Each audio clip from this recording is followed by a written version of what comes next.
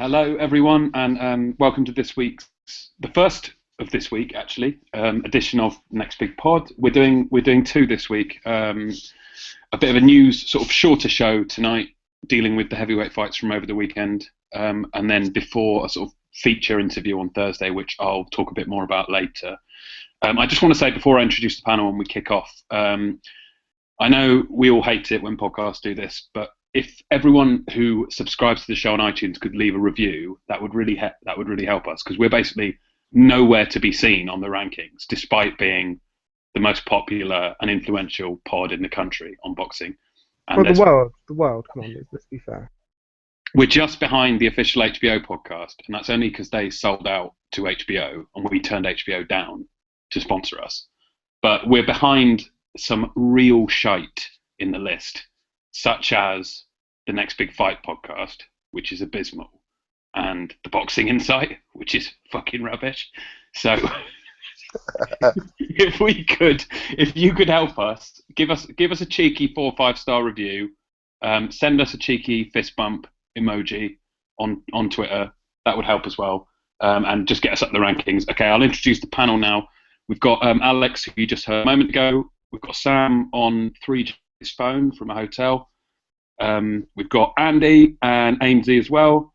So guys, I'll let anyone jump in who wants to, really. If you want to, do you want to kick off with Hay? Do you want to kick off with the Showtime card? Let's kick off with Britain's biggest, most well-supported boxer, David Hay. Britain's, well, I mean, he sold what? What were the estimates?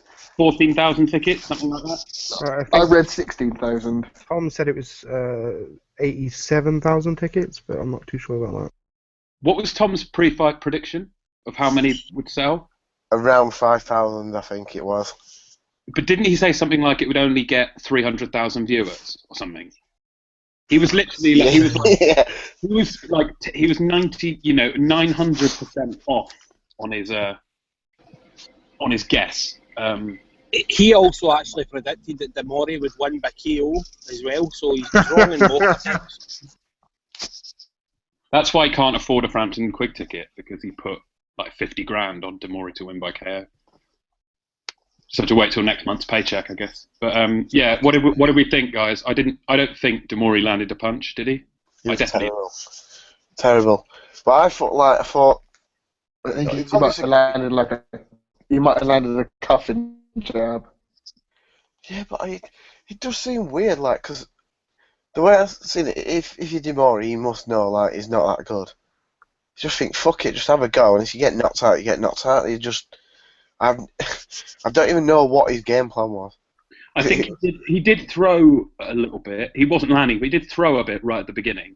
Yeah, he threw that left hand, and he fucking missed, and nearly threw himself over. Yeah, he missed, and Hay hit him in the body once or twice, and from then on he was completely, backing up. And as soon as he landed that first body shot, that was it. Demore didn't want to know. Yeah, you could tell as well, seeing like the walkout, you could see by looking at him, he was just totally and utterly out of his element, out of his depth. I put a tweet out on Saturday as well, but I see an athlete like David Hay fighting a guy like that. He's basically a club fighter, right? And I'm not doing the guy Demore any disservice there. He is basically a club fighter. It's dangerous. It's just it's just going to happen, and it's going to be a fatality, and it's just going to bring the sport right back into all the bad press and all that stuff. You can't have guys that are supreme athletes fighting guys that are just basically more or less plugged off for the back end of a boxing gym. It's just stupid. It reminded me, I put a tweet out about it. Remember last year, Quillen fought that guy Zarafa? Yeah, the stripper. Oh, he's dropped off. Oh, they're using their iPhones to call in, and it's a bit temperamental. Andy, you back, mate? Yes, I'm back. Yeah. Sorry, go on. Zarafa, you were saying about you talking about male strippers, mate. I've lost it reminded me of that, and I don't know how that didn't end well. Do you know what I mean? It's just, you can't have guys that are just basically they're total primed athletes, and they're fighting guys that are just nowhere near that level, and it's not going to end well. And it's just, you should really be doing something to put a stop to this, because A, the fights aren't competitive, and B, somebody's going to get seriously hurt, or worse, and I don't want to see that. You might as well. We're getting towards the stage where you might as well just put a guy from the crowd in with David Haye, because people would probably still show up to watch it. Do you know what I mean? Like a complete amateur, and it would just be like, someone gets knocked out. He could have been fighting a broomstick on Saturday night, and it would have still sold out, and there'd been still a lot of people watching. Do you know what I mean? Because the one thing I took from Saturday is he's been out the ring for 3.5 years. He sold how many thousand tickets? Was it 14, 15, something like that? It was well over 10,000, wasn't it? Yeah. And 3 million viewers as well. That tells me that he's a star. He's one of the, if not the biggest star in British boxing. So people are going to tune in. They're going to watch. But they need to start. You can't just. What's the point of fighting a guy of that calibre? It's everything that's wrong with boxing, really, isn't it? It's just a totally overmatched guy. And then, what did the fight last? 156 seconds. But can you imagine you paid for that to go and watch that? Yeah, but I think it's just ridiculous now. And we know what fucking Hayes like. If he can't get a world title shot, he'll be more than happy to fight idiots like that for freaking 4 or 5 fights. He'll fight shit like that if he's going to make his money. He's not fucking bothered, is he? And everyone's celebrating it. No, but he's clearly chasing rankings, though, isn't he? Because that's why he picked him. Yeah, but what I'm saying is, people are celebrating it like, oh, look at how good it is. We fought an absolute fucking turnip, and he sold out. There are all these viewers. That is not a good thing. I don't understand. I don't see how that's good. That's just rewarding shite. Yeah, and it makes the sport look bad too. Like I had my wife's got no idea about boxing. She's got a mate over with staying with us at the moment. I said, at 10 o'clock, right? We'll watch a film after this, but can I just watch the boxing for 20 minutes or whatever? They sat down with me, sort of expecting it to be, 12 rounds or whatever. They weren't really paying attention. 5 minutes later, I stood up and she said, "Oh, what's happened?" And I went, "Oh, it's over. It's finished." And she went, "Oh, okay." And do you know what I mean? They hadn't been paying attention at all, but it was, they sort of looked at me like, "Why have you just spent 2 hours, sitting around waiting for that?" And then they could see this sort of guy with a stupid Mohican lying on the floor without any definition, who just looks like a complete amateur, like wrestler. And you just think, well, why did you just spend 2 hours of your Saturday night to watch that guy get knocked over? It's fucking pointless. Alex, what did you think, mate? I know you had a ticket. I think you were front row, weren't you? 1,200 quid? Yeah, I was sat next to Benedict Cumberbatch. Don't know if you saw me there. We're good mates, and I wasn't going to miss the return of a haymaker, David Haye, against. How much was he paid to be there? Fucking hell, it must have been a lot. They must have given him some serious bonuses. That's it. I mean, I imagine that Haye's some part of some sort of agency, or he's got this really decent firm, a PR firm that he works with, and that's why he got all these the stupid Twitter Hayeday tweets and pictures that you saw being pumped out in the build-up. Which, to be fair, was fucking. But it was quite impressive, mate. Because look, sorry to cut you off, but there is a big difference between Eddie Hearn getting some extra off EastEnders and David Haye getting Idris Elba and Cumberbatch, who are genuine, like, global A-list celebrities. And I know we don't like the celebrity fad thing, but those are pretty good people to get. Do you know what I mean? It looks embarrassing almost. It makes Eddie look second-rate when you're doing that. If it weren't for the fact that it was on Dave and he was fighting Mark Demora, you think that was quite classy. But unfortunately, it let it down a little bit. But like I said, obviously Hayes seems to have quite a lot of clout in the entertainment business, and I think he's always had those aspirations, hasn't he? He's always talked about becoming like a movie star after he finished boxing, but. Yeah. I think he's still a bit. The reason why I think he's back is because he's skint. But with by the very virtue that he can sell out the O2 against a literal bag of shite, he's not going to be skint for very long because he can just continue fighting these bags of shite, and that's the exact analogy I used last night on the Asylum. He could be fighting a giant bag of shit, punching the fuck out of it, spraying shit all over the audience, and people will turn up to see his next fight. Because they seem obsessed with Haye, they seem obsessed with his power, and of course people want power, people want these knockouts, but when you're paying that amount of money, when you're paying $1,000 to come and sit and watch these fights, surely you're owed a bit of, something competitive, surely a sporting spectacle rather than just an entertainment spectacle. But I Yeah, guess, it's people's money.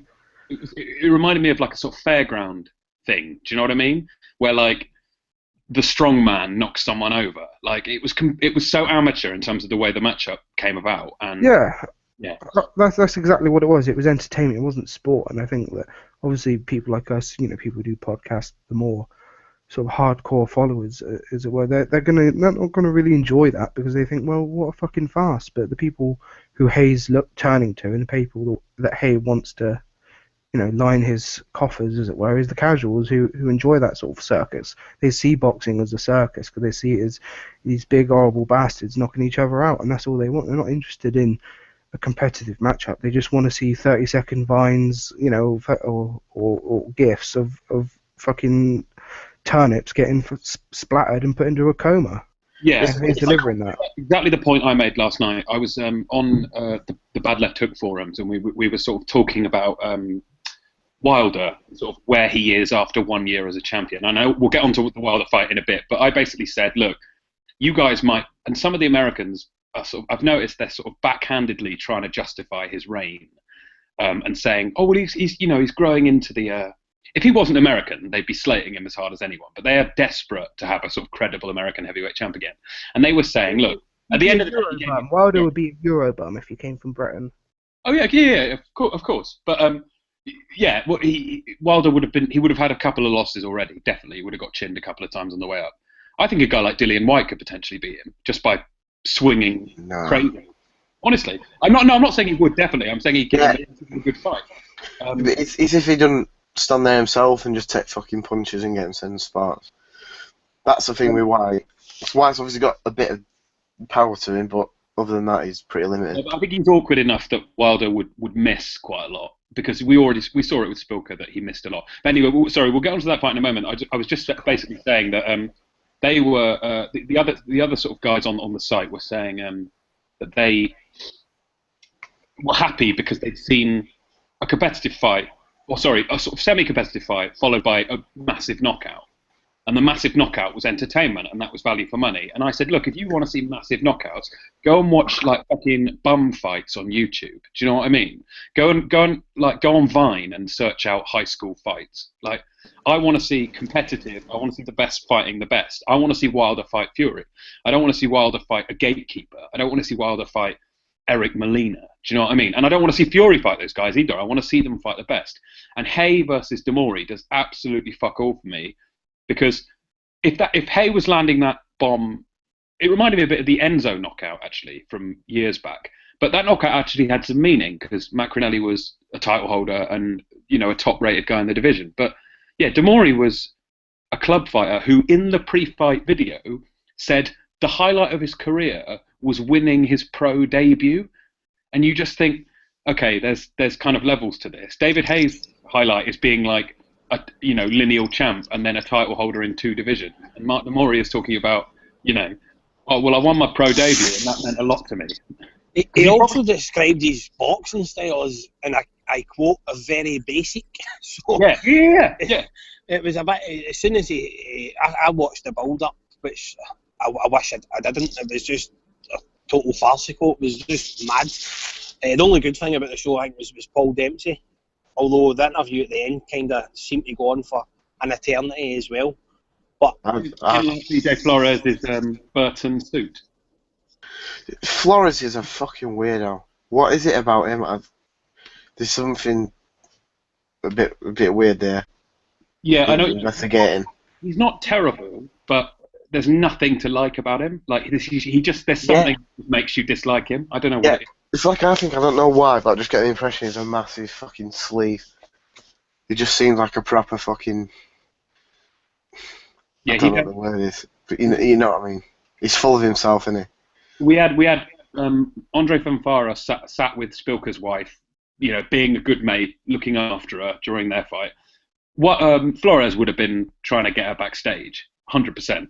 When he to be doing it on camera, he won't give a shit. He'd have his hand up. Sleeves back, yeah. I was trying to find it and I couldn't find it, but I can remember it because obviously he does like taking photos of strange stuff. You know, remember the the photo where he's got his arms stretched at full length and he's taking a picture of himself from the side. I forgot what he'd put now. He's got like an NBC t-shirt. It must have been when they took him on, and that is one of the worst things I've ever seen. Yeah, just a bit of a poser, isn't he? Yeah. But like some of the photos he takes a picture of his trainers and just like, or like a flight ticket or just some other random shit. Yeah. It, Like a first class ticket or something. It's yeah, but like, he's always pulling the same pose where he looks like he's breathing in a hell of a lot, and he's like fucking putting that duck face. Limping a little bit. Yeah. It's like yeah, I'm just trying to find that picture. He's got like a split picture. One half of it is a picture he took of his own name in the cab window, and the other one's just a picture of his fucking slip-on shoe. He's like cut his head out. I'll retweet it now, but I just don't understand. Like, yeah, it's a weirdo. Let's move on from that. We'll get that on the pod account for people to look it up. Yeah. But I've retweeted it anyway. So let's move across to America then. We'll take the BJ Flores route. Head over stateside. What do people think of? I mean, Glasgow Martin. Is there anything we can say about it? Really, wasn't really a fight. No, got injured, but it is a bit of karma. It It would have been karma if they both got injured in the first round, throwing a punch, which they both missed.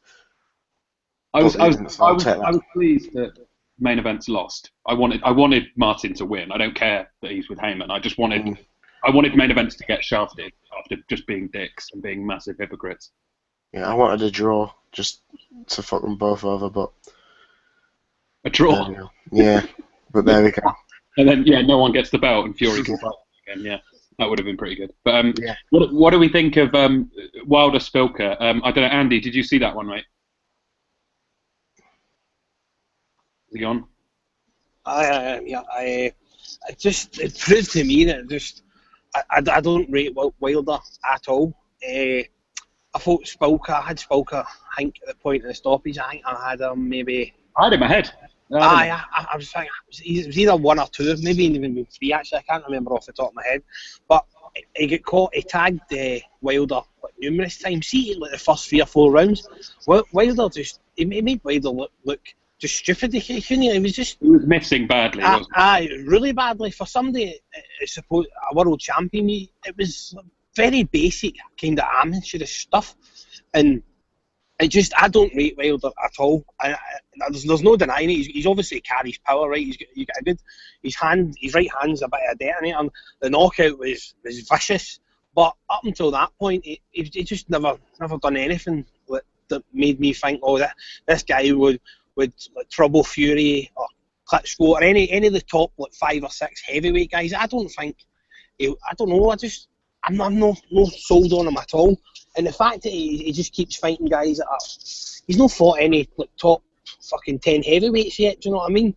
And he's, what was that, 34, 35 fights? I had a good one last night, Andy, because I said that exact same thing. I said he's had the belt for a year and he still hasn't fought anyone in the top 10. It's not good enough. It's not. I had one lad pipe up and say that Spilker was actually number 6 WBC and number 6 IBF. And I said, fucking Demori was top 10. Are you seriously saying that he's a top 10? There's no way Spilker's a top 10 heavyweight. No way. No chance. I think Spilker's the kind of guy who he'll probably win a couple, but he'll lose more than he wins at that sort of level. Well, he's a gatekeeper. He's not a terrible fighter at all, but he is. I think he beat Martin. No, I don't think so. No. See, the thing with Wilder as well, right? Obviously, Povetkin is mandatory, and he said after it that mandatory to deal with. So that's obviously Povetkin. But I can see him and his team going down the route going to unify with Martin and the IBF. Of course they will. Of course they will. You know what I mean? I can see that happening rather than going, because obviously Povetkin's team, I would imagine, would win the first bid. And I don't see it. If that did happen, I would think Wilder would vacate the belt rather than fight Povetkin in Russia. But I don't think it'll go Yeah. that far, because I think that it'll go to Martin for. I think they'll go to Martin either way. I think even if the unification isn't approved for whatever reason, I don't know if there's some circumstances that would mean it wouldn't be approved. But even if it isn't, I think they will bin the belt and go IBF regardless. See if they two do fight, right? And I can't think of a worse unification fight. I mean, you've got a guy who's basically. Martin has won that title because Glashkov has basically blown up his knee, and the reason they're fighting for the belt in the first place, it got ripped off Tyson Fury, so it's not even a real title as far as I'm concerned. Neither of them were top 10, were they? And then you've got Wilder, who has yet to fight a top anybody, so they two are going to unify two heavyweight titles, and sometimes it just pisses you off because it shouldn't be happening like that. You're wanting the best versus the best, and as a boxing fan, you very, very rarely seem to get it, and it's disheartening at times. I think it's a good question actually to put out to the listeners. Would Martin versus Wilder be the worst unification fight ever? It's got to be up there in terms of, maybe, I suppose, not counting regular titles and all that nonsense, because they've both got full versions of world titles. So forget, I don't consider Quigg Frampton to be a unification fight for a start. It's not a real unification. But I'd say, Martin Wilder is the worst that I can think of in recent memory, but maybe one of the listeners can help us out. But I think it's a joke that they would end up with half the belts in the division. They could call themselves a unified champion. It's absolutely mad. But for all it's worth, I think Wilder would probably fight Povetkin as long as it's not in Russia. I don't think Eamon would let it happen. Right, but Wilder's not forced to sign with Heyman. Do you know what I mean? You've got to take some responsibility. No, I know. I'm just. Well, I agree with you, but a lot of fans do this where they say, I'm not saying you're doing it, but they'll say, well, he would, like Danny Garcia would fight anyone. It's like, okay, why doesn't he, if he really wants to fight anyone, why doesn't he leave Heyman and go and fight people? Do you know what I mean? And they'll say like, oh, he would take it, but he can't. And it's like, no one held a gun to his head and made him sign with Al Heyman. They sign knowing that they'll be protected. There's no way you can get a fighter who says, oh, well, I thought Heyman would put me in with all the toughest tests, but he hasn't, and I'm really surprised. No one, I don't believe it. They know what they're signing up for. Alex, what are your thoughts, mate, on Wilder? He's just continuing to prove that I think that he got probably the luckiest shot and the luckiest title in years, I think, just the virtue of beating Bermane Stavern. I mean, again, I picked Bermane to win that, but fuck me, he was absolutely abysmal in that fight. And barely threw a punch, did he? Well, yeah, I mean, there's all sorts of excuses that came out afterwards, like, apparently of dehydration and all the rest of it. I think he just wasn't motivated for it, but how much motivation do you fucking need? I mean, it is for a title, and, a very prestigious one, as many people would tell you, but he's just looked worse, and, I made the point that he is obviously the biggest and most important trait of Deontay Wilder is his power, and no one can really deny that power exists. What we're seeing is that it's less effective in the way that he's not being able to land it as cleanly as he moves up through, fighting more or better opposition. And again, that's a term used very loosely because obviously, Jahal Pass and Molina and Spilka aren't exactly fucking world beaters. They're barely, gatekeeper level. I think Molina and Duhaupas are journeymen, genuinely. I think they're journeymen. And Molina has said himself, he tweeted the other week, someone was complaining to Stephen Espinosa that Spilka hadn't been given enough time to prepare. And, that's one of the things about Wilder's opponent. Yeah, always announced quite late. It's never more than 4 or 5 weeks away. Yeah, apparently he only ever gives them about 4 or 5 weeks of training. Which is a joke for a serious world title. Didn't they do that with Hughie Fury, who's like a 20-year-old prospect? Yeah. They offered him the fight, but it was on a month's notice. And Peter, exactly. So if you give us 8 weeks, we'll take it. That's just disgusting. I mean, he shouldn't even be able to call himself a world champion. That just shows farce. It shows how little faith his team have in him, doesn't it? That they won't even give Eric Molina tweeted and said, I got 4 weeks notice for that fight, because Espinosa was trying to imply that he'd been training for months or whatever. Molina was like, I took it on a month's notice. If you're giving Eric Molina, didn't Areola do him in a round or some nonsense like this? Like, 1 round. that old Areola did him in a round, and you're giving that guy, you're saying to that guy, no, you can't have a full camp to fight a guy who's supposed to be the champion. It's absurd. It really, really tells me that they don't really have any confidence in him, which means I can't see any serious unification fights happening, and I definitely can't see him facing Povetkin. I think they'll do whatever they can to get out of that. Yeah, again, he's got... Crack on, mate. Just to play devil's advocate a bit, but is there an argument to be said that he just fights down to level our opposition at times? Well, no, I think the argument is that he's been in with one top 10 guy, right? Couldn't knock him out, went 12 rounds with him, and that guy was in no state to fight, really. He's fought 3 guys who are maybe slightly above journeyman level. So Duhaupas...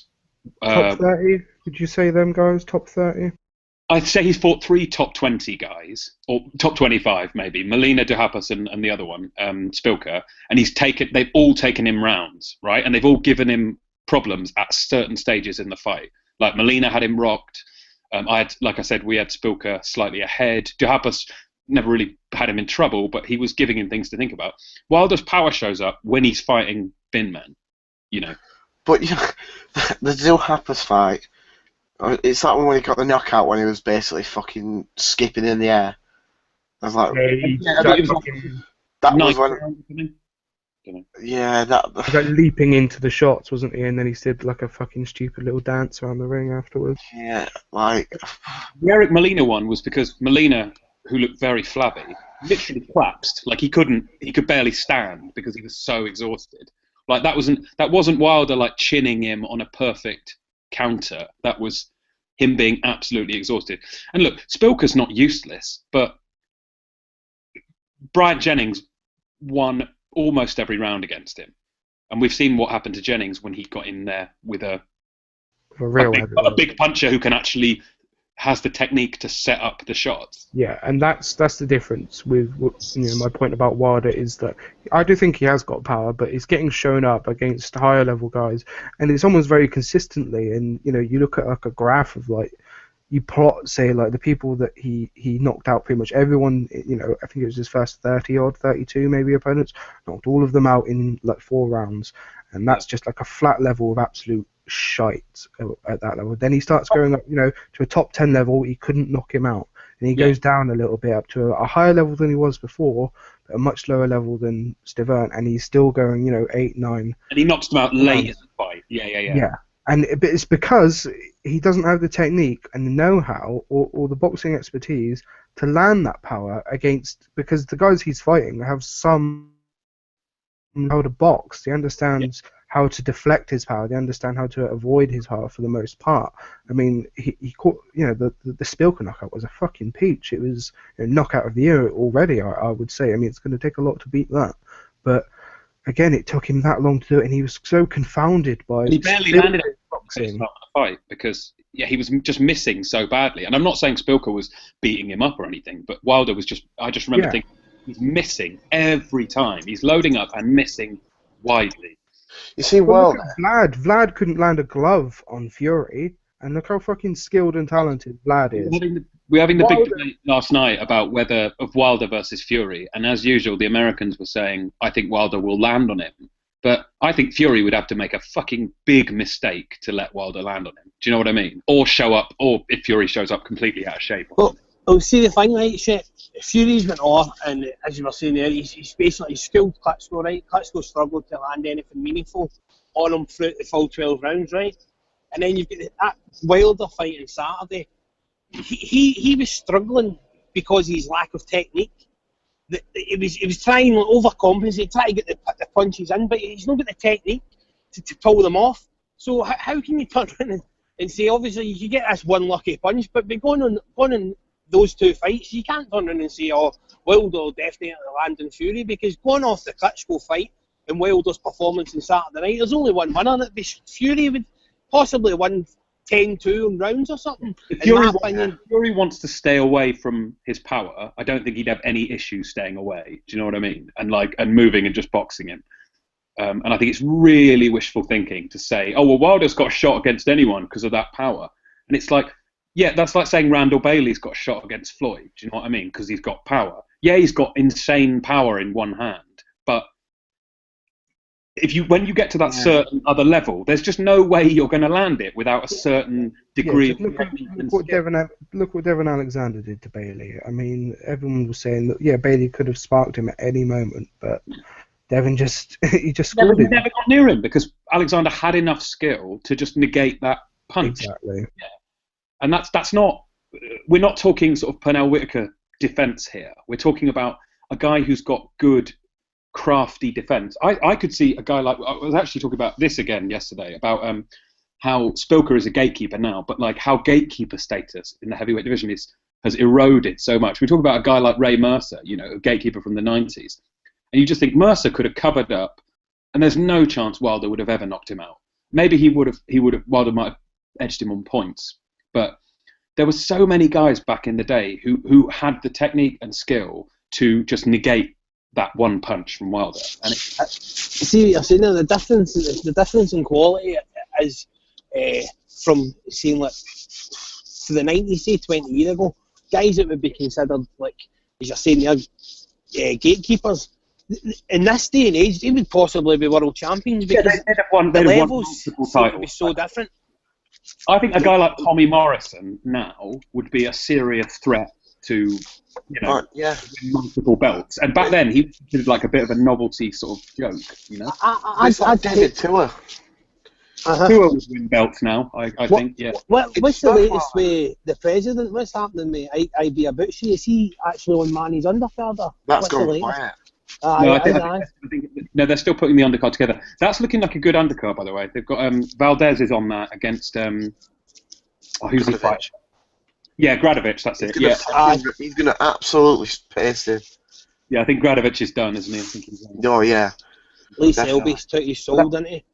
That's looking like a good card, though. Lots of sort of well matched prospects. I'd seen it. I don't know if it was just rumours or something, but I'd read that they were looking to put Andy Ruiz in with IB Abuchi. Was that? Yeah. Did anybody else see that? I think they've scrapped that idea for now, but right. I know that he's still with Conks. IB Abuchi is still with Michael Conks, and they're still going to be going ahead with putting him on probably top rank cards. But again, I think it's an issue to deal with commissions and things like that, and getting him approved. He'll struggle for clearance to get to fight, won't he? It was Bob Arum kind of wishful thinking. He basically said, "Look, I'd love to put him on the Pacquiao Bradley card, and I'd love to put him in with a guy like Andy Ruiz." But I think it was just kind of in a hypothetical sort of perfect world. This is what I do as a businessman, but whether practically, like you say, with the commissions, whether he could ever get away with it is another issue. I think. Yeah, go on. Sorry, mate. I think half of that is Arum starting to. His patience is wearing thin with Ruiz, I think. Yeah. So it's exactly just like fuck it. Throw him in. If he beats him, we can just claim it's some big win. If he gets beat, we can just say, "Oh, fuck him," and then transfer the hype to. Look, either prove yourself or fuck off. Basically, that's what. That's what needs to happen at a certain point now, and it doesn't happen enough. I think Arum's always been quite good at that, though. He doesn't have the sort of the patience and like the eternal like. See what you were saying there, Paul.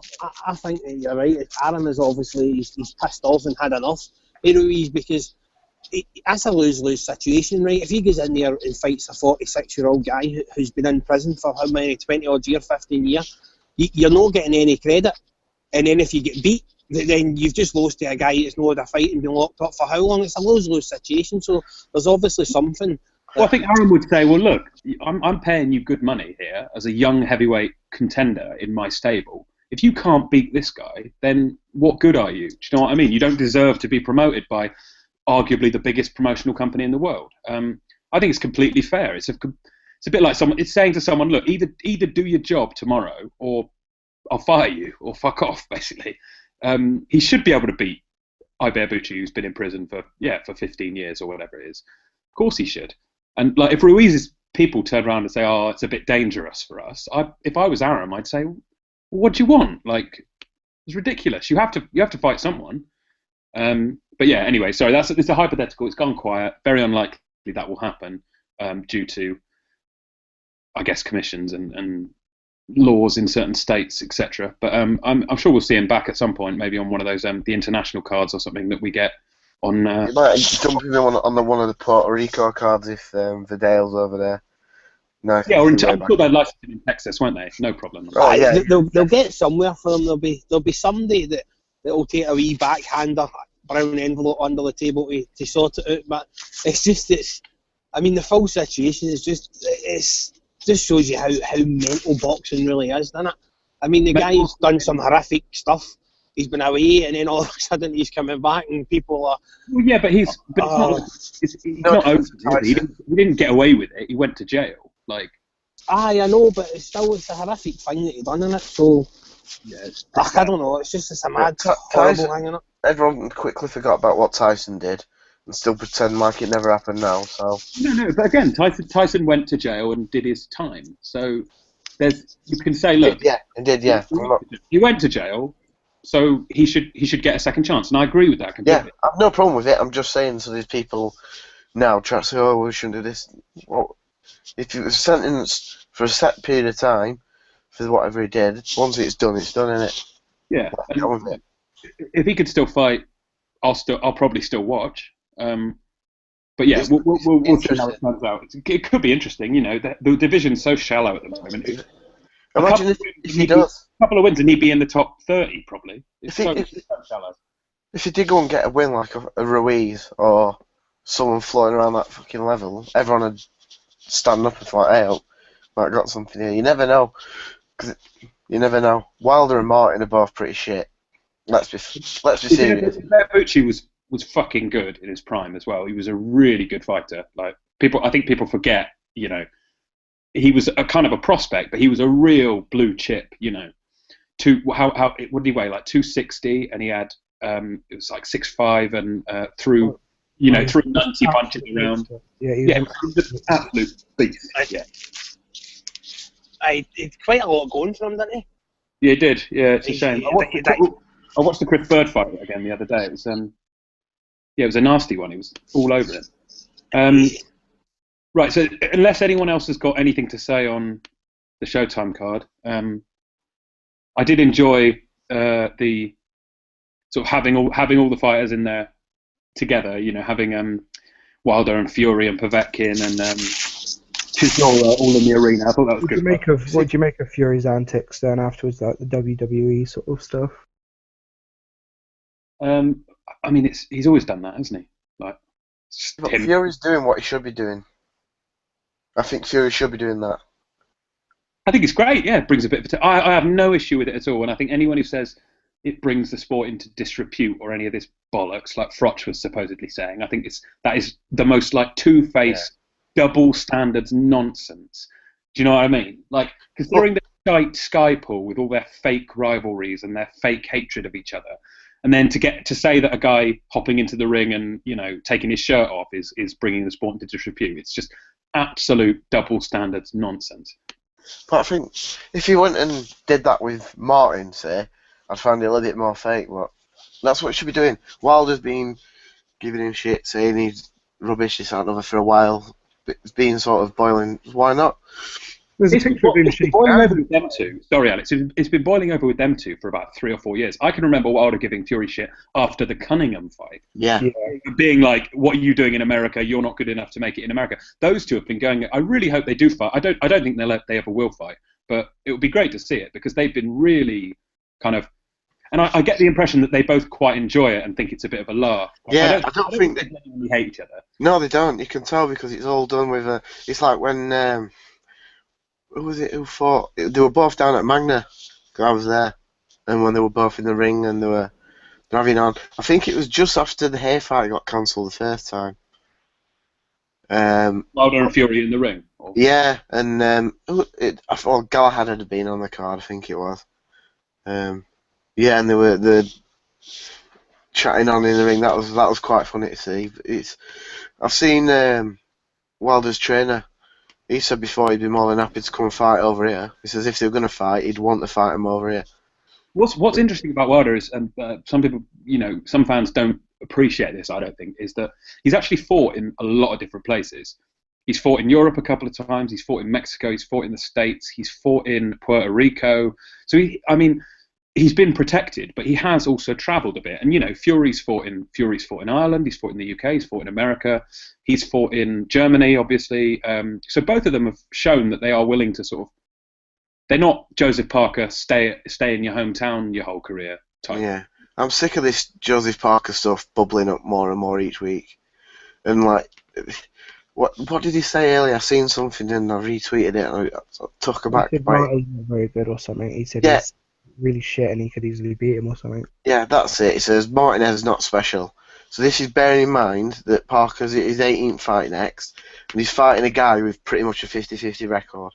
And the whole thing that they're selling it on is, he's a southpaw. So fucking what? To be fair, Joseph Parker and Charles Martin have probably got a similar sort of record at the moment. Yeah, I think that would be a 50-50 fight, wouldn't it, if you put them in, to be honest? Yeah, but I just... They both have a bit of power, but against who, That's the thing, I think we've had this before. So yeah, they're knocking people out, but they're not really capable of any sort of defence, so it's... What is that knockout worth? Well, look, that's how you got to look at it. I think you have to give him the benefit of the doubt for now and say, give him. He could step up this year. Hopefully, he will. If he doesn't, if it's this time next year and we're talking about the same stuff with Parker, I will be inclined to say, they're protecting him. Maybe he's not that good, but I think give him a chance. See how he looks when he steps up a bit. There's plenty of guys he could fight, like contenders and that. I'd like to see him in with a guy like Spilker. I think that'd be a decent fight. Where he is. Get White in with him. I was going to say White Spilker. That's a great fight. I think that's really, really fun. You know what I've liked about White, because White's not being coming with no bullshit. I want a fight with his in. Because bearing in mind he could do. He's not had many fights. Just been knocked out. He's like, yeah, fuck it. He'll have a big fight. I'll fight you or I'll fight whoever.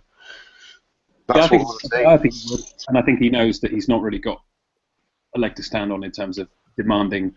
Yeah, he's the only thing is he is like banging on about the Joshua rematch a bit, but it's not going to happen. I don't really think there's any case to see it just now. Anyway, maybe in a few years. But let's leave it for now because we know Joshua's not going to fight Hay anytime soon, and he's not going to fight. He's not worth talking about at the moment because he's not going to fight anyone. And I think the April, Hearns had that date in April 9th, is it, at the O2? He's had that for months. I wouldn't be surprised against anyone. There's no way that'll be against a remotely dangerous. Sam Sexton. That's who it's going to be. I don't know. I've got a funny feeling it'll be that. Is it him Wilder fought Johan Dufals, whatever you say. Dufals. I wouldn't be surprised if it was somebody like him. It'll be one of Wilder's ex-opponents or something like that. Yeah. It'll be someone that they can say. Like, say it's Dufals or something like that, then Joshua knocks him out in 4, then the next narrative the next day on Sky is, Joshua beats Dufals in 4 and Wilder took him 8 or whatever, and it's the same old shite. They've been doing that for years, but at the same time, go back to Jason the Sensation Gavin, Wilder beat him in like his 32nd fight, and then Joshua beat him more convincingly in like his 13th fight. So there is some degree of saying, okay, fair enough, Joshua is fighting these type of guys much earlier on than Wilder did, It's still shot, isn't it? I mean, but there's guys about. They don't want to just be going for fucking people who he's like, you and I was going to knock him out. They need someone who's going to at least get 9-10 rounds, because if it doesn't happen now, he's going to be up shit creek when it does happen. Yeah, he can't go back to just knocking guys over. That won't help him at all. No. It won't prepare him at all. But it's hard to choose someone at the minute because he doesn't want to go too far and get him fucking knocked out. I'd like someone like that, but I know he's tied up. I think that would be a good fight. Marius Wax, like the perfect opponent. Marius. I think that because he's obviously got the chin, and he'll not cause him probably much danger going forward. Isn't Wax banned for a while for the drugs? They they got overturned. So somebody like that, and Okay, yes. Okay, it's a higher level than he's been fighting at. I mean, get whack over. Get whack over, and if Joshua could do whack in 3 rounds, that would be impressive because he's got an absolute granite chin. Yeah. But like someone like Takam or one of those, they're not. It's too risky. It's too risky. I don't know. Have good rankings, and I don't know if they'd give it up just to be Joshua's B-side. Do you know what I mean? Yeah, I wouldn't be surprised if the IBF ordered Takam versus Joshua in an eliminator for the IBF title, because they two are quite highly ranked. Which would make perfect sense. That's exactly the type of fight Joshua needs to be winning if he wants to get a title shot, I think, and prepare himself. Could you see, Alex, here's one that might make you quite angry. Could you see Joshua versus Mike Perez? Yeah. I was just going to say that as well, yeah. Coming off like 4 knockout losses? End of the year, I could see that. Not even now, because I just think that they're not going to put him anywhere near it, because the way Hearn's ass fell out as soon as that Hay fight finished, pretty much the day after, he's been saying, AJ's not ready for David Hay, we're not looking at David Hay right now, we're looking at world title fights. Whereas, you know, the months before this, he's been saying, we want Hay in the summer, we want to fight David Hay in a monster fight for the fans. Now he's absolutely fucking bricking it, because he's realised that Hay, even though he just fucking knocked out an absolute fucking retard, is, you know, he's still got his power, and he's scared. He's so terrified of losing his golden goose to anyone. He's put far too much already, emotionally and kind of reputationally. Yeah, he's staked his name on Joshua now. But Hearn stated... Sorry, Andy, go on, mate. Sorry, mate. Hearn stated numerous times, always usually in an IFL interview, that Joshua beats Hay, he beats Fury, he beats Wilder, all the top kind of names now. He beats them now, but he's not fighting anywhere guys near that level. So that's the kind of thing that annoys me. Obviously that's Hearn's job as a promoter, and remember that actually, someone I think actually Coogan asked him about this, because he was like, Eddie, you've got into this habit of basically saying, I think Joshua beats X, Y, and Z, and then saying, but he's not ready for them. And Coogan's like, and he actually sort of pinned him down on it and went, if he's not ready, then how can he beat them? Do you know what I mean? It's a complete contradiction. And Eddie went, look, do I think that Anthony Joshua knocks out Deontay Wilder? Yes. Is he ready for that fight? No. And you're just like, it doesn't make any fucking sense. It can't be both. You can't say he beats him, but he's not ready. What does that mean? Does that mean you're not ready to take the risk? Does that mean financially his career is not ready for it? It doesn't He's elaborated on that before, though. He sort of said, oh, well, if he fought Fury tomorrow, he'd win, but I'd be nervous. If he fought Fury in 12 months, he'd win, and I wouldn't even worry about it. He said sort of that, but he's basically saying I'd back him, but the risk is too great. Too much, yeah. Risk, yeah. He's literally laying it out, and to all the fans who are listening and who will be watching Joshua down the years. He's basically saying, I'm only going to make these fights when there is no risk at all, which is the absolute opposite of what the fans want. Do you know what I mean? He's basically, ridiculous. And how he gets away with it is just mental. Well, I've been in some of the research that I've been doing for our guest that's appearing on Thursday. He talks a lot about this. He talks a lot about the risk-reward factor of promoters and managers and things like that, and how they combat that. So I think that hopefully we delve quite a lot into that and get a bit more of an expert opinion, which gives you a chance to plug the interview. I'm going to ask him about this as well, because I'm sure he's familiar with Hay, and I think maybe the kind of the video era or the IFL era that we're in at the moment, where almost every word. Familiar with Hay, familiar with Hearn. The era we're in at the moment, where almost every word Hearn speaks is recorded and put online, and we can all listen to it. It really comes back to bite him, because he's kind of thinking out loud. Do you know what I mean? And he's been thinking out loud for Joshua's whole career. Whereas maybe back in the day, that would have all been behind closed doors, and we wouldn't have been able to see that, and we would have.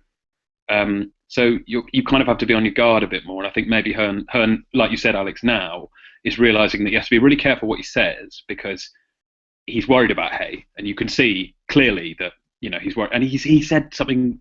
Some guy asked him if he thought. They said, is Hay Joshua too big not to happen? Which I thought was a great question. And Hearn replied, and then the guy let himself down by saying, yes, I got a reply, #legend or something like that. But the question was quite good in the first place, and Hearn's answer was, I think I like that fight for AJ, but not now. And you just thought it was like the most tentative, oh, maybe I like it, I don't know, like leaving the door open to swerve the fight. This is it. This is the bullshit that we constantly have to deal with. Hearn was saying that fucking Femi's ready to beat Fury at the end of 2014. He was saying that, and he was saying, yeah, we're going to be making this fight in the summer of 2015. And, they were giving it big, and Fury, I remember saying, all right, then let's make this fucking fight right now. And then he's, oh, it's not ready for you yet. It's not ready for you yet. But I think Hearn's going to burn his own fingers with this one, though. Because as much as we laugh about fucking Edge and all this shit, he's not going to sit and listen for it for too long. Because once the shit starts falling at his door, he's going to fucking push back. Like, remember when he fought at Newcastle? Joshua's a proud man, isn't he? I think Joshua will say, look, yeah, Ed, but look what happened. People are calling me a cunt now. I want to fight David Haye. Remember when it was the Newcastle card? I can't remember who he fought. It might have even been Gavin. And can you remember the interview he did after? Coogan did. It was one of the best ones that Coogan did, and fucking Joshua was basically like, don't fucking tell me we should fight. I'm telling now. I'll fight Dylan. That's what he was saying it then. He was like, don't fucking tell me, I'll fight whoever. Well, that was a Birmingham card, wasn't it? When he fought Gavin, because he pulled out of the Newcastle card. He fought Zumbano over on Birmingham. Dangerous. Birmingham. Well, it was after he fought Gavin, wherever he fought him anyway. Where did he fight Gavin? In Newcastle. That was in Newcastle. I thought it was Newcastle. No, Joshua pulled out Newcastle. I promise you. I bet you Tom's salary for a month. Yeah, because there's two Newcastle. I bet you that it was in Newcastle. But he went through a period where they named Joshua on a card, right, as the main event, and then pulled him out. It happened once or twice. That was in Birmingham, I think, wasn't it? Yeah. Oh, right. No, he was brought in on the Birmingham card when Gavin pulled out. That's what it was. I was mixed up because after that fight, Kevin Johnson was in the crowd, went in. It was like a WWE style kind of like an interaction kind of thing. They took Johnson into the ring and they were like, "I'm going to knock you out." That's when Kevin Johnson nearly fucking smashed that guy in the crowd as well. That's right. They giving him shit, and he's like, "I'll take you outside." Yeah, the guy kept squaring up with him. Fuck me, that was awful. Johnson was like, you realise I'm a professional. Like, he was really surprised. He was like, I'm a professional boxer. Like, I'm a heavyweight. Yeah. And this little like skinny guy with his top button done up was squaring. He wasn't even skinny. He wasn't even skinny. He was like a sort of like, I don't know, like a half balding man. He's giving him proper shit. He's like, all right, mate, I'll fucking have you, mate. And imagine that. Just imagine him fight him in Kingpin. Fuck me, he gets a bit, a lot of stick for being a bit shit and never throwing a punch, but he would absolutely level that. Kingpin was like in high school. He was like a national football player. Like he's a big, strong guy. Like he might not be the best fighter in the world, but yeah, this was just some, like you said. Imagine offering out a professional boxer because he said something nasty about a boxer you like. About AJ. Yeah. If it's like Prince Patel, he's like fucking 3'2" and weighs about 3 stone. It's fine. You don't go fucking offering out some 6 foot plus fucking 200-pound guy, because if he hits you, regardless of how fucking shit he is, you're probably going to be in a fair bit of trouble. Like, we talk shit about Jason Gavin. Would I square up to Jason Gavin in a pub and challenge him to a fight? No, obviously not. Because regardless of how he looks in the ring, can clearly handle himself. Yeah, I agree. Right, we've managed to turn it into a Hearn Joshua rant, but I thought we could finish. It's a little bit of a shorter show today, but we could finish just quickly with something we mentioned last week, but we didn't really have time to prepare, which is I don't know what we can call the segment, but I guess the best wins in hindsight. So this is a little bit where we can talk about wins that kind of got better with age, and were maybe underappreciated at the time. And last week we mentioned what's his face, the Eagle, Salvador Sanchez, fighting a guy who was 13-0 by the name of Azuma Nelson. Very much unknown, came over to Mexico City, got knocked out in the 15th round, put up a pretty good fight, and basically went back to Africa. Everyone thought they'd never hear from him again. 10 years later, Nelson's a Hall of Famer and has won titles at multiple weights. And then you look back and think, okay, that was pretty good. No one ever dominated him like that again, the way Sanchez did. And it got us thinking in terms of some wins that were maybe underrated at the time and have since begun to sort of realise how good they were. I don't know if you've got any to kick off, Ainsley. Got a random one to start with. Oh, you're cutting out. Say it again, mate. Yeah, Ridders getting beat by Cole Johansson. Kevin Mitchell. Oh, has he gone? We lost you, Ainsley. Oh, I'm back. Can you hear me now? Yeah, just Just about. about. Say it again, mate. Sorry, start again. Ah, cool. Yeah, Ricky Burns getting beat by Cole Johansson. What? And then what? That looked better for Johansson as things went on. Oh yeah, because at the time it was just sort of like he jumped through after a couple of fights before, and he beat him badly as well. He's dropped him a couple of times. He was very underrated, Johansson, isn't he? Generally, like I know he's not a world level guy, but at sort of British level, he's very underrated. Yeah, he sort of. I think he got the British title outright. He beat a few decent guys. He almost beat Mitchell. That was a real, back and forth fight as well. When Mitchell was quite sort of highly regarded as a prospect. Yeah, it was fucking. But it's sort of like he's a good British level fighter, but that step up was just a bit too much for him. But yeah, but that win I think, at the time, especially with Burns, because he'd had a couple of defeats, short amount of time, didn't really look that good. Now, obviously, going on to do what he's done, and even when he's got beat, now, so even like when... doesn't get knocked around anymore, really. No, so like, Crawford beat him, but he didn't fucking slap him about and absolutely beat the shit out of him. Yeah, and even, guys like Figueroa are up at yeah, that was like welterweight or whatever, and he still can't, he was hitting him, but he wasn't like, Burns wasn't getting ragdolled or anything. Yeah, that's a good one. So, yeah, that's the first one. Don't know if anyone's got any of this. Anyone else got any British ones to start off with? I've got quite a random one, shit. You hear me? Yeah, go on. Sorry, mate. It's this is quite a weird one. A guy called Miguel Velasquez and his win over Ken Buchanan at the time. It was for the... So far, great. It was for the vacant European title, and we're trying to get Brian back on with all this Scottish boxing talk. Yeah, we're going to tempt Brian. I'm just trying to check, and at the time, I'm trying to see. I'm sure Buchanan was undefeated at the time. It was, aye. Velasquez beat him on points. That's quite a win when you look back. It's quite. You kind of didn't lose again until Duran, right? Mhm. So that's quite a. I know it's quite a left field one, but. No, it's good, mate. Arguably, I think anyone who's got a win over Buchanan, that's pretty special. He's probably the best Scottish fighter of all time, right? Yeah, 100%, mate. Aye. I've got a good one. A little bit sort of under the radar as well. Hopkins, I think it was in 1997 when he was in the middle of his championship run at middleweight, knocking out Glenn Johnson. I was going to say that. Glenn Johnson, who would not get knocked out again for 17 years. It was at cruiserweight he got knocked out. Well, exactly, and it was 17 years later. So Johnson would go on to fight everyone else, Tarver, Jones, whoever else it was. Absolute monstrous punchers as well, we thought. Oh, yeah, and they could not get rid of him, and Hopkins got rid of him. An undefeated 32-0 Glenn Johnson, and Hopkins knocked him out. And you don't think of Hopkins as a knockout guy, really. I think that's a very, very, very underrated win. And do you think McAboo's the only other guy to knock him out? Yeah, and McAboo is a fucking monster. McAboo's a monster at cruiserweight, and Johnson was middleweight. 37 when that, maybe 40 plus when that happened. It almost doesn't count. But yeah, Hopkins stopped him in 97, which I think is a fantastic. Well, while you're on the subject of Hopkins, what do you think about Kilzagi's win over Hopkins, considering what obviously Hopkins went on to achieve after that, light heavy, and his mid-40s?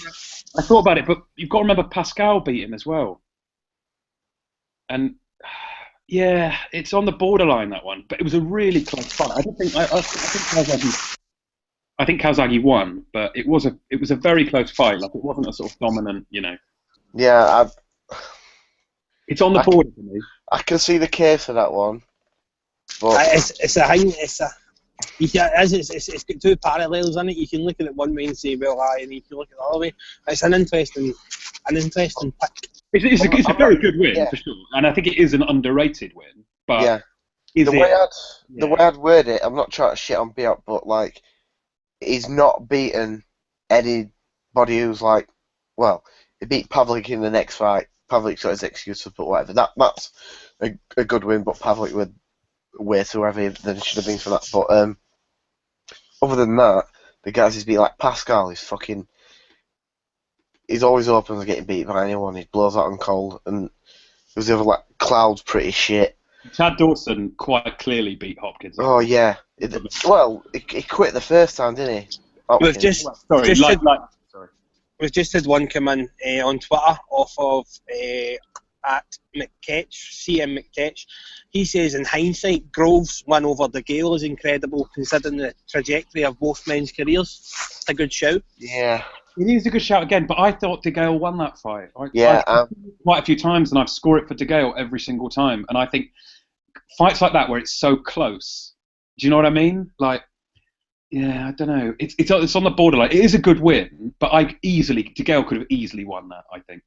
Yeah, it's a weird fight. That. I think a draw would have been a perfectly fair result as well for that fight. Yeah, I think those two, it's just a way that they both set whenever they fight, it's going to be close. Yeah, I agree. Have you got any, Alex, Mr. Casual? I'm just trying to think of some, because there's obviously a lot of scenarios where absolutely, legendary fighters lost early in their careers. I mean, you think of someone like Corey Sanders sparking out Vlad Klitschko, and what Vlad's gone on to do since then is absolutely phenomenal. When Sanders, who was essentially just journeyman with a fucking monstrous punch, absolutely flattened him. I mean, that looks really good for Corey. But and then you look at like Manny Pacquiao, who got absolutely sparked out by just like nobody's, in the Philippines, I think, and he got knocked out by what's his name, Singh Surat as well, wasn't it, for the flyweight title? And you think that's an incredible win, and what Manny went on to do eventually. Well, but I think getting sort of clocked. You could say like, it's Shido. Your sound's gone to shit there, Shep. Is it? Can you guys hear me? There you go. Yeah. Better. Sorry. I think it's a funny. I always think like the one punch sort of random KOs are. I suppose because then you could say something like, no, actually, because I thought of Pacquiao, but the one I thought of was the Morales win over Pacquiao in their first fight, because I thought Morales beat him in a close but competitive fight, but he definitely won. And what Pacquiao went on to do over the next 10 years after that really made you realise how good, because, going into that fight, a few people thought Morales was sort of past his best, do you know what I mean? And he kind of proved that, and I know Pacquiao was a bit more one-dimensional then than he is now, but it's not like Pacquiao was green, he'd had like 40 fights. And I think that's a win that was considered to be a sort of maybe an 8 out of 10 at the time, and I think now is a 10 out of 10 win in Morales. Yeah. Maybe his best win. Well, I've got a one for Steve Cunningham beating Mark Oak. Yeah, I've got that as well on my list. But then he sort of had 2 in a row, because then he beat Vladimir the fight before. So you could argue with that, because Vladimir sort of a good win, and everyone seems to just forget about that when they mention Cunningham more than anything. I've got quite a funny one here for you, right? Peter Brown. Do you know who he is? No. Ainsley, do you know? You might know, because the guy that I'm talking with, he's for the Ingo Gym. No? Where? He was the guy that bet Johnny Nelson, and Johnny Nelson's debut. Oh, yeah. But you see, I was thinking about this, but Nelson lost like fucking. He lost his first 3. He lost his first 3. Peter Brown at the time had one fight and been beat, and then he bet Nelson, and then after that Nelson fought a guy called Tommy Taylor, who was 11-0, and then get beat as well, and then somebody else. So that's quite a funny one when you look at it that way. Tough, wasn't he, Nelson? Fucking hell, fighting an 11-0 guy in your second fight. Yeah, his amateur record was shit. I think he won like 4 fights and lost about 15. Yeah. It's a funny one. Alex, I guess the sort of quintessential, and for the listeners actually, we haven't mentioned it yet because it's almost too obvious. The quintessential answer for this topic is the Roy Jones win over Hopkins, where where obviously they both go on to be Hall of Famers at the time, but Jones wins quite comfortably.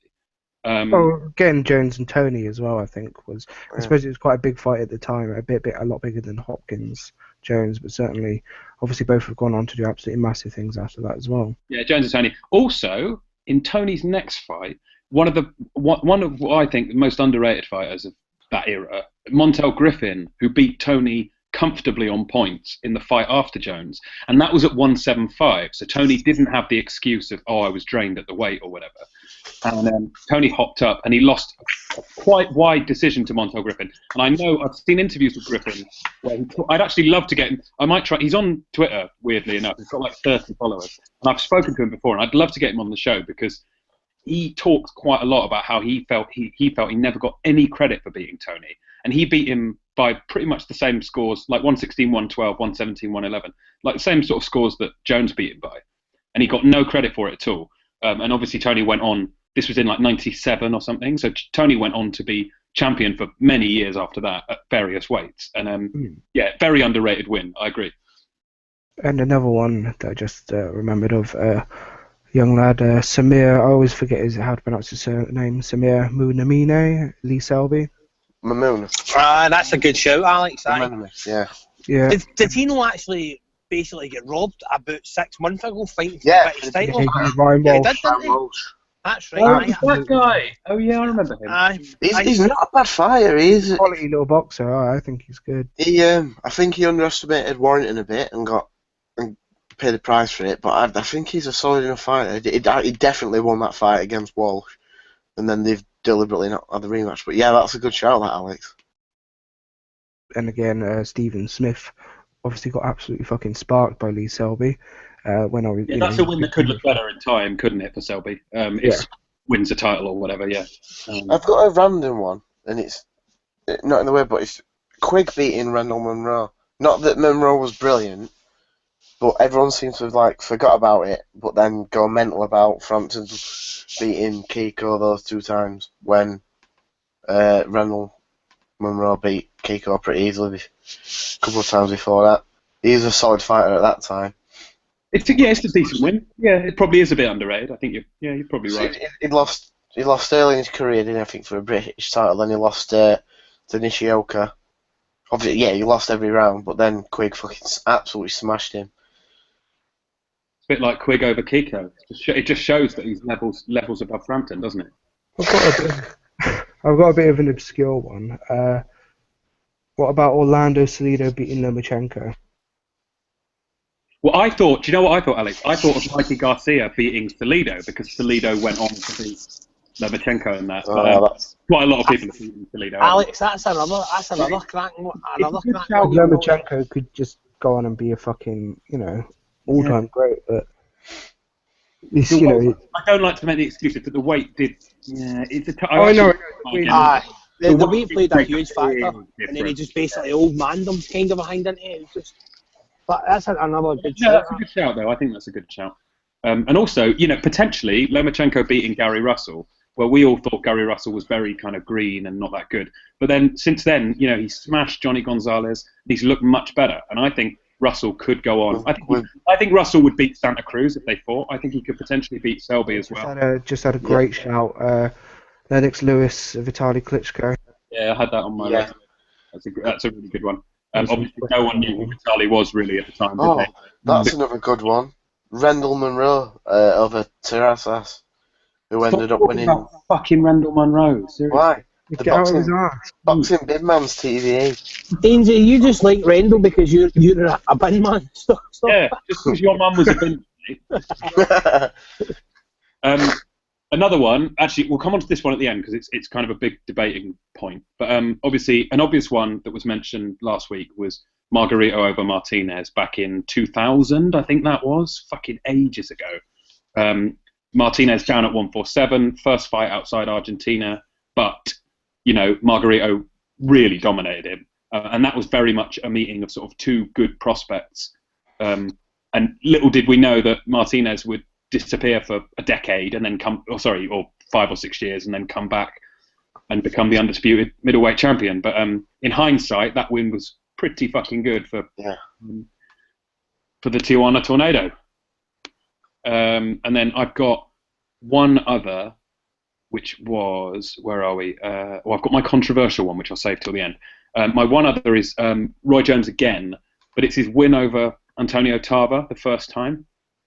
Because a lot of people forget about that, but Jones had gone up to heavyweight. He'd boiled down 25 pounds or whatever it was. He'd fucked himself, I think, doing that. He admitted, if you actually, I watched the fight recently, the first one, because no one cares about the first one, do they? All they watch is the second one where he gets knocked out. That's the only thing people remember. But in the first fight, Merchant goes into Jones's room his changing room before the fight, and he says and Jones looks really kind of flat, and he looks kind of drained, a bit like De La Hoya did before the Pacquiao fight. And he says, "How are you feeling?" And Jones says, "About a 7." And you just think, okay, that doesn't sound great. He doesn't sound too confident. And he looks quite tired. He's got bags under his eyes. And Tarver was the consensus. He was the number one contender in the light heavyweights, consensus best fighter in the division. And in the first fight, I think Jones, it was close, but I think Jones clearly beat him, and it was the right decision. Sort of 116, 112, 115, 113 sort of a fight. And you think Jones, even with maybe only 60 or 70% left, still managed to beat the best guy in that division. And then obviously Tarver got to him later on, but that was his last great performance, I think. And I think it's an underrated win, considering Tarver was a very good fighter in his prime. Yeah. Right, I've got quite an odd one here. It's not obviously the way you use. It's a bit different to what I thought about. What about Darnell Boons? Not a second round knockout over Adonis Stevenson. Yeah. After he's went on to and flooring Ward as well, I think. Yeah, Ward in itself is a victory, isn't it? That's two quite. He nearly got Kovalev as well. He was very close to beating Kovalev, some would say. Yeah, that was a close fight. Yeah. What about Brook beating Jones? No, actually, I found a really good one. I had one which was a borderline. I didn't put it on the list in the end, but it was Andrade knocking out Stieglitz in 7 rounds. That was in Stieglitz's first fight in America. And then obviously Stieglitz, never a great fighter, but he went on to win a few belts. And then Andrade, who was the guy you just mentioned? Because Andrade beat him as well. Boom. No, it's gone out of my head now. I'll get it up in a minute. Someone else go with one. Oh, the best suggestion, yeah. Kell Brook versus the Machete.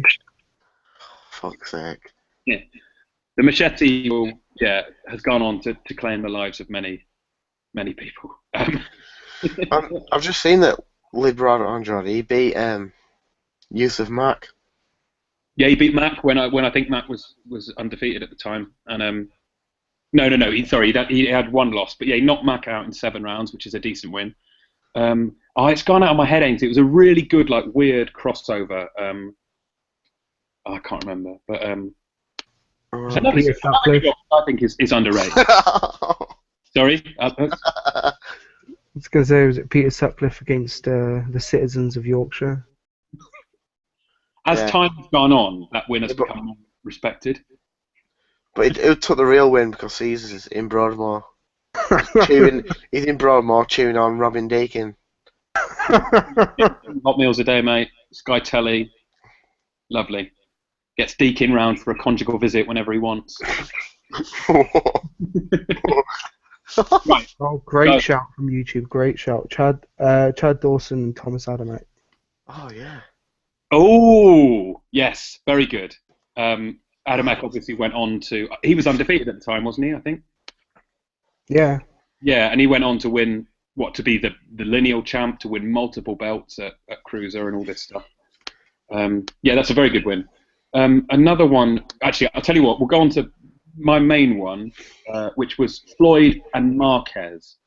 It's a bit controversial, but it's one of those wins where it kind of, you fall down the middle, don't you? Some people think Floyd basically cheated to win that fight with the weight.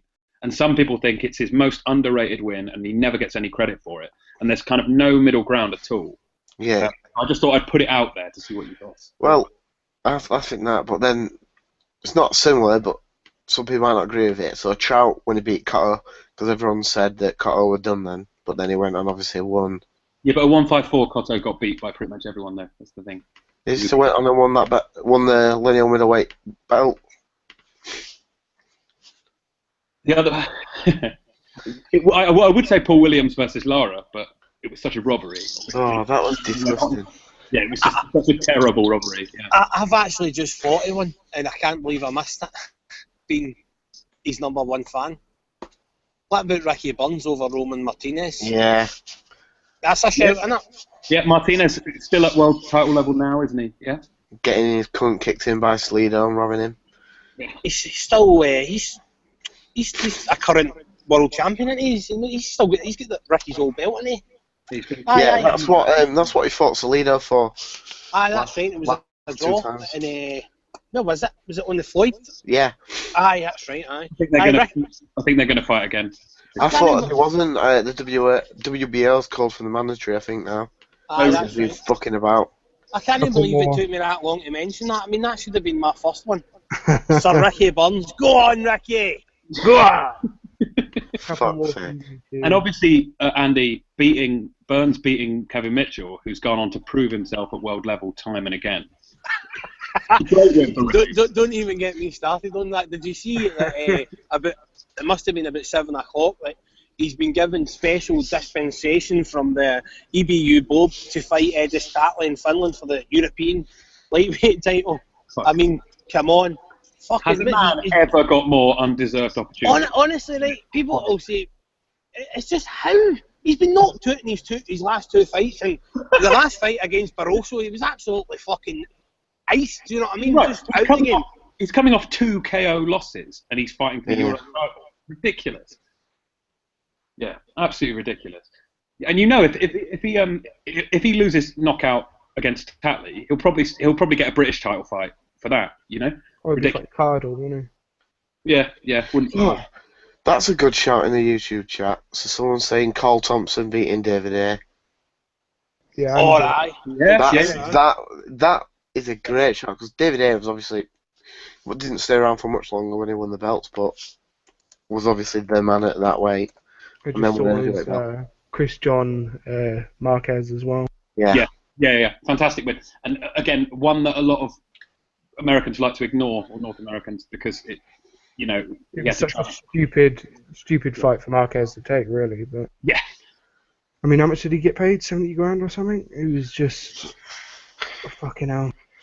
Yeah. It's a shame that we didn't see more Chris John over in the States and stuff, because he was a decent little fighter, but he just spent, as most of these sort of Thai, Southeast Asian fighters do, they just spend their whole career fighting absolute wank and debuts and records. But he got to a point, I think, though, didn't he? And he was just chasing the record and he wanted to retire, and then he got fucking twatted by Viteke, is it? Oh yeah, Vetyaka, that was funny. Yeah, that's Marciano Curse. Such a shit cunt to lose to, even though let's not get on about that. But yeah, Palmer done it, didn't he? For ruining the god Chris John's. Yeah, I didn't want to mention that Donaire fight because that's one of the fights in recent history that annoys me more than any other. Yeah, and he never gave him the rematch, even though he promised he would. That was bullshit. That absolute bullshit. The scorecards were bullshit. This brings us on nicely. We won't do it today, obviously, but it's a topic we're going to discuss on a future show. Maybe hint at it on Thursday when we have our interview, because it's with a guy who's been involved in this side of the sport.